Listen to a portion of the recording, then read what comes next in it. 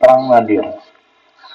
Tahun terjadi perang yaitu pada tahun 4 Hijriah. Para ulama ahli sejarah berbeda pendapat tentang kapan perang Bani Nadir berkecamuk. Al-Uzri rahimahumullah menganggap perang ini terjadi 6 bulan pasca perang Badar Kubro. Ini berarti peperangan ini terjadi sebelum perang Uhud. Ulama lain berpendapat bahwa peperangan ini terjadi setelah perang Uhud, tepatnya pada bulan Rabiul Awal, tahun keempat Hijriah. Sebab terjadinya perang, para ulama ahli sejarah menyebutkan bahwa perang ini dipicu oleh 3 sebab. Sebab pertama, yaitu percobaan pembunuhan terhadap Rasulullah SAW yang dilakukan oleh Bani Nadir pasca perang Badar. Sebab kedua, rencana orang-orang Yahudi Bani Nadir untuk membunuh Rasulullah SAW.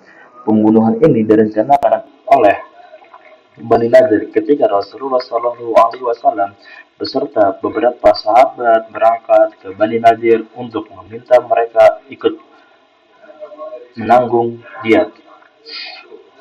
Dua orang Bani uh, Kilab yang dibunuh oleh Amr bin Umayyah radhiyallahu anhu ketika Rasulullah SAW tiba di daerah Bani Nadir. Beliau Shallallahu Alaihi Wasallam mengutarakan tujuan kedatangan beliau. Namun orang-orang Yahudi Bani Nadir tidak menemui permintaan Rasulullah SAW, bukan hanya sebatas menolak permintaan membunuh Rasul permintaan Rasulullah SAW, bahkan mereka berniat membunuh Rasulullah SAW. Demi mengetahui rencana jahat mereka kali ini, beliau SAW langsung pulang ke Madinah dan mempersiapkan pasukan. Dan sebab ketiga, perbuatan Bani Nadir yang telah memprovokasi orang-orang kufar Quraisy agar memerangi Rasulullah SAW. Terjadi juga perang Badar jilid yang kedua pada akhir perang Uhud yang mengakibatkan banyak kaum muslimin gugur sebagai syahid. Panglima perang Quraisy yaitu Abu Sufyan belum meninggalkan area pertempuran. Ia sempat berkoar-koar dan melontarkan tangan, tahun depan kita bertemu lagi di Badar Syafra. Mendengar kata ini, Rasulullah Shallallahu Alaihi Wasallam menyuruh salah seorang sahabat untuk menjawab tantangan tersebut dan menyanggupinya.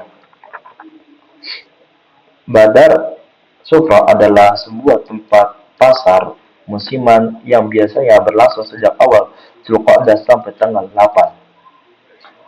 Ketika masa yang dijanjikan hampir tiba, Abu Sufyan merasa berat untuk mendatangi tempat yang telah disepakati itu, dan juga dia berharap lebih dan tidak memenuhi janjinya. Meski demikian, Abu Sufyan tetap ingin melancarkan pesuar untuk melemahkan mental kaum muslim. Dia terus menunjukkan sikap yang seakan-akan ingin sekali menyerang Rasulullah Shallallahu Alaihi Wasallam dengan mengerahkan pasukan dalam jumlah besar. Sikap ini terus ditunjukkan di hadapan publik, sehingga kabar ini sampai juga ke Madinah.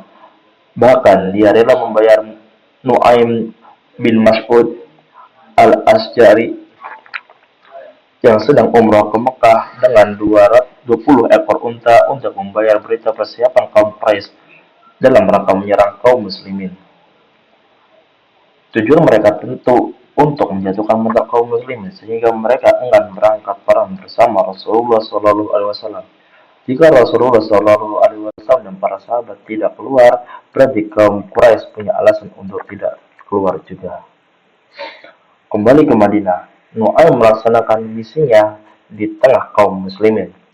Dia berusaha menyebar berita ini ke tengah kaum muslimin sehingga di antara mereka ada yang terpengaruh. Kondisi ini tertentu sangat mengembirakan kaum munafik sampai akhirnya kabar ini terdengar oleh Rasulullah Shallallahu Alaihi Wasallam, sehingga beliau Rasulullah Shallallahu Alaihi Wasallam khawatir tidak ada sahabat yang mau dimobilisasi ke Badar.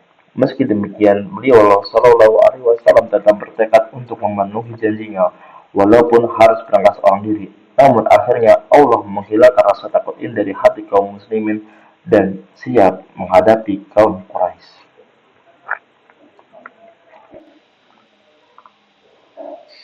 Perang Jumadul Jadal seperti 8 hari di Badar. Rasulullah Shallallahu Alaihi Wasallam kembali ke Madinah. Kondisi Madinah kala itu dalam keadaan amat tentram. Kemudian Rasulullah Shallallahu Alaihi Wasallam mulai berpikir untuk menyebarkan dakwah ke sekitar Madinah. 6 bulan pasca Badar jilid 2, Rasulullah Shallallahu Alaihi Wasallam mendengar kabar bahwa beberapa kabilah di sekitar Jumadul Jadal, suatu daerah dekat Syam yang berjarak 15 hari perjalanan dari Madinah, sering mengganggu dan merampok siapa saja yang melewati daerah mereka. Padahal di sana ada pusat perdagangan yang ramai dikunjungi oleh para pedagang, termasuk para pedagang dari Arab. Beliau, Rasulullah Alaihi Wasallam, juga mendengar bahwa para pengacau ini mulai memobilisasi anggota mereka dalam jumlah besar untuk menggerakkan dan menyerang Madinah. Demi mendengar berita ini, Rasulullah Shallallahu Alaihi Wasallam meresponnya dengan mengarahkan pasukan yang berjumlah 1.000 personil. Beliau Shallallahu Alaihi Wasallam menunjuk Siba bin Urfuthah al-Ghifari sebagai wakil beliau Shallallahu Alaihi Wasallam di Madinah. Dalam perjalanan kali ini Rasulullah Shallallahu Alaihi Wasallam berangkat maghzur dari Bani Uzzah sebagai petunjuk jalan. Ia adalah seorang penunjuk jalan yang mengerti betul jalan pintas dan rahasia menuju Jumadul Jadal. Jumhur ulama ahli sirah sepakat bahwa peristiwa ini terjadi pada bulan Rabiul Awal tahun ke-5 Hijriah, tepat 5 hari terakhir bulan Rabiul Awal bulan ke-49 sejak hijrah Rasulullah SAW ke Madinah. Dalam peristiwa kali ini juga tidak sempat terjadi kontak senjata, karena ketika mendengar kehadiran kaum muslimin, para pengacau itu lari ketakutan meninggalkan kampung halaman mereka. Sehingga ketika Rasulullah SAW dan pasukan beliau SAW sampai di Jumadul Jadal, daerah tersebut tegang. Dan kebiasaan Rasulullah SAW jika berhasil menemukan wilayah, beliau SAW menginap di tempat itu selama beberapa malam. Begitu juga ketika berhasil menguasai Jumadul Jadal, beliau Shallallahu Alaihi Wasallam tinggal selama beberapa malam sambil menyebar pasukan untuk mencari jejak musuh. Namun tidak ada yang bisa menemukan jejak mereka kecuali pasukan di bawah pemimpin Muhammad bin Maslamah yang berhasil menangkap salah seorang dari mereka.